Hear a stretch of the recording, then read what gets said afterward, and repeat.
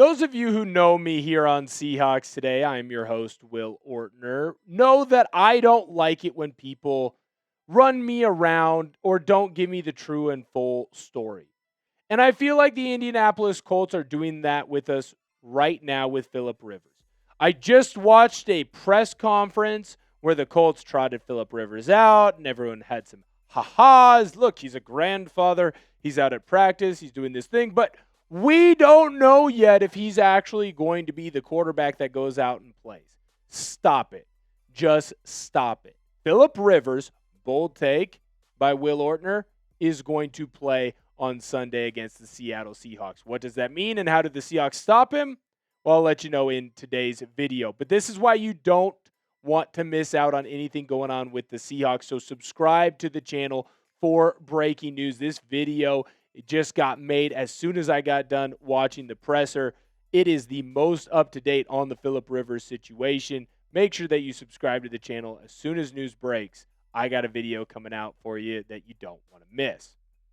So, the Colts and Shane Steichen, they're still saying, well, Riley Leonard could still play for us. He might end up being the starter. There is no guarantee on what's going to be happening there, and I give that 2 thumbs. Not happening. Stephen Holder, a fantastic reporter on the Colts, had this to say. When asked about why they proceeded this week, Steichen indicated that Rivers could start. It's all depending on Riley Leonard's status, and that he will be practicing this week at some level. Very much expect him to be a limited participant throughout the week. I fully expect Rivers, after his workout earlier on this week, to come in, pick up the offense very quickly. He's already been in Steichen's system, and I expect him to perform at a pretty high level.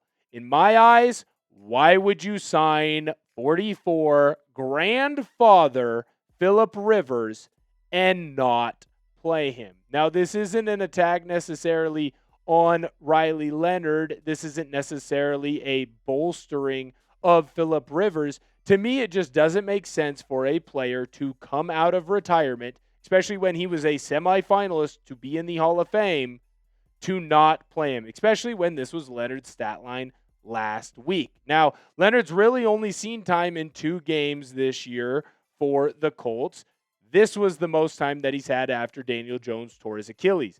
Decent little performance, obviously high completion percentage. His yards aren't going to jump off the page, but the Colts also weren't going to ask him to have a lot of plays here. They weren't going to ask him to really jump off the page for them. And his interception numbers, look, he had to throw late. They were down big. He was trying to figure it out. Wasn't able to get it going, right? So in my eyes, if you're going to make the decision to sign Phillip Rivers, why in the world would you not play him? Do you agree with me? The Colts wouldn't sign Rivers to not play him. True or false? The Colts would not sign Phillip Rivers just for him to sit on the bench as a backup. I think that's true. I'd go in the comments and say true. Do you think that's false? Cite your sources, MLA. Go in the comments and let me know why you don't think that would happen.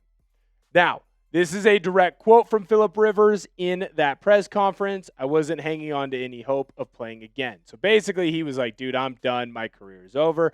I thought that ship had completely sailed. Then there's an injury to Daniel Jones, and he gets the call. Now, when you look at Phillip Rivers' career, I mean, he was a very good quarterback. He's going to be a Hall of Famer at some point. And I think it's also important to note that his last year of playing was still in 2020. And in 2020, while his numbers might look pretty decent, almost 70% completion, over 4,000 yards, way more touchdowns than interceptions, it is important to note that he had a noodle arm back then. He couldn't throw the ball all that well, but they don't want him for his throwing ability. They want him for his decision-making. Nick Shook had this to say. The NFL world hasn't heard from Rivers since he decided to call it a career after the 2020 season, but his skill set and his quick decision-making, accurate passing, and expert level of understanding of coverages and how to dissect them is why he was signed. I understand that. I get it. You're a desperate team. Your number 1 quarterback is hurt and done for the year. Your number 2 quarterback is hurt right now and on IR, and your number 3 quarterback has a knee injury that could potentially keep him out. You didn't want to go with any of the other backups that you had, but to me, going with Phillip Rivers is insane. You're only playing him right now because you absolutely need to play him and because he knows the system. But again, even though they haven't announced it at the time of this recording, there is no way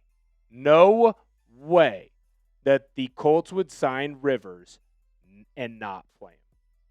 So that leads me to my next point. If he's going to play against the Seahawks, we better know how to stop him.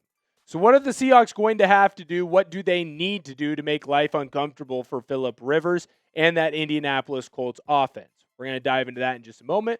But first, I got to let you know about my good friends over at Prize Picks. This episode is brought to you by Prize Picks. It is the holiday season, the best time of year for sports. Bowl games, basketball matchups, playoff pushes, it is all happening at once. And while you and I are out here making decisions every day, what gifts to buy, what to eat, which game to watch, there is one place where it feels good to be right. Prize Picks. New feature alert. Prize Picks now has early payouts. If your lineup gets off to a hot start, you may now have the option to cash out those winnings before the game even finishes. On Prize Picks, how you play is up to you. If you want flexibility, choose Flex Play, where you can get paid even if one of your picks misses. And if you want the biggest payouts, go for the Power Play. No matter your play, Prize Picks is a great way to put your takes to the test. I have a 2-pick Power Play for this weekend's action. JSN, more on his receiving yards, big game for him. Jared Goff, more on his pass yards, helping us out. Download the Prize Picks app today and use code CLNS to get $50 in lineups after you play your first $5 lineup. That's code CLNS to get $50 in lineups after you play your first $5 lineup. Prize Picks. It's good to be right. All right, so how do the Seahawks stop Old Man Rivers? First, you got to rush the frickin' passer. The Seahawks have done a great job this season on getting a pass rush on most teams. As you can see from your top 4 sack getters, what do the Seahawks do well? They all get after the passer. You have 2 interior defensive linemen in Leonard Williams and Byron Murphy that get a bunch of sacks, and you have 2 guys on the outside, DeMarcus Lawrence and Uchenna Nwosu, who get sacks. That's not even adding in Drake Thomas when he comes on blitzes, Devin Witherspoon, Nick Eamon-Worry. Send the freaking house. I want to see stunts. I want to see twists. I want to see simulated blitzes. Old Man Rivers is a freaking statue. They asked him how much he weighs. He looks big. And he said, I don't know. Well, I'm not going to be running away from anybody anyways.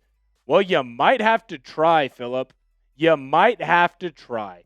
This defense is absolutely nasty. And if you get pressure on him, he's got nothing to do other than to turtle.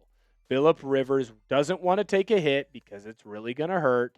And he's not going to be able to run away and scamper, like he used to. He is going to sit in the pocket, be a statue, so send the house and get after him. The next thing the Seahawks need to do is press the wide receivers. You should be in press coverage. We should be in press coverage all game freaking long. I think at this point, Phillip Rivers does not have the arm strength anymore to throw the deep ball. He knows that he has to get the ball out quickly on slants, on bubble screens, on tunnel screens, quick outs, quick little in-cutting routes, everything over the middle. Even last time when he played in 2020, Jacoby Brissett would come in when they had to throw Hail Marys. He didn't have the arm then, and that was 5 years ago.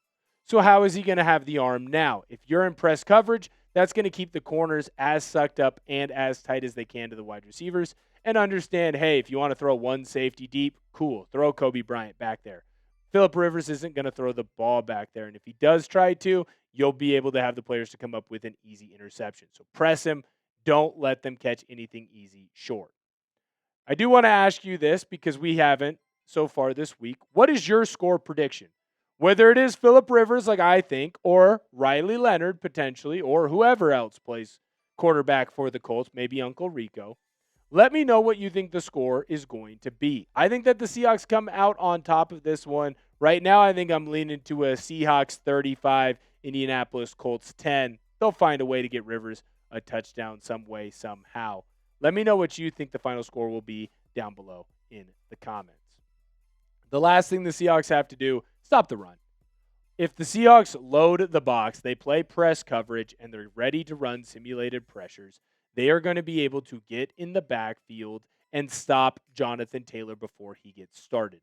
The Colts only win this game if they are able to control time of possession. They get turnover lucky where they create a couple turnovers here and there, and then they methodically march down the field and score. They will not be having multiple explosive plays in this game unless they come from Taylor. So if the Seahawks load up that box, don't let the Colts run. That means that Phillip Rivers has to throw. And if Phillip Rivers has to throw, that's how we win. If Phillip Rivers or Riley Leonard, whoever's playing quarterback for the Colts, beats you because they had a 300-yard passing day, then you didn't deserve to win the game anyways. This Seahawks team is going to stop the run, and then they're going to force whoever that quarterback is in Indianapolis, I think it'll be Rivers, to throw. And oh boy, I see a lot of interceptions coming our way. Make sure that you subscribe to the channel. You don't want to miss out on any Seahawks content. We got stuff coming out every single day. And the minute that there's breaking news, we will keep you informed with the latest information. Thank you guys so much for tuning in, and I'll catch you guys next time.